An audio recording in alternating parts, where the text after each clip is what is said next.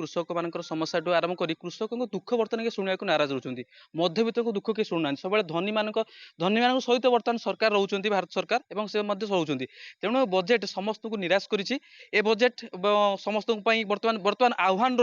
सरकार तरफ केमी भारत वर्षर प्रत्येक लोकर मुंड पिछे आय केमी वृद्धि घटे से दृष्टि देवा दरकार और युवपीढ़ी बर्तमान बेरोजगार रही युवपीढ़ी मैंने केमी चाकरी से प्रति दृष्टि देवार आवश्यकता अच्छी तेणु ओडिशावासी को ए बजेट पूर्ण मात्रा निराश कर आमे तो गरीब श्रेणी लोक आम तो किसी भी सुनले नहीं सरकार ये बजेट किसी नहीं ये तो लोक देखाणिया सब बजेट एगुड़ा सब आसी मार्केट को आज जे बजेट पास है आम ओडिशा कौन सी सुविधा किसी ना बजेट आसला जहाँ मोदी सरकार आसला सुविधा कर कि सुविधा कौन अधिक आम तंटी चिपिक अधिक रेट पड़ुଛି गरीब लोक अधिक मरुंट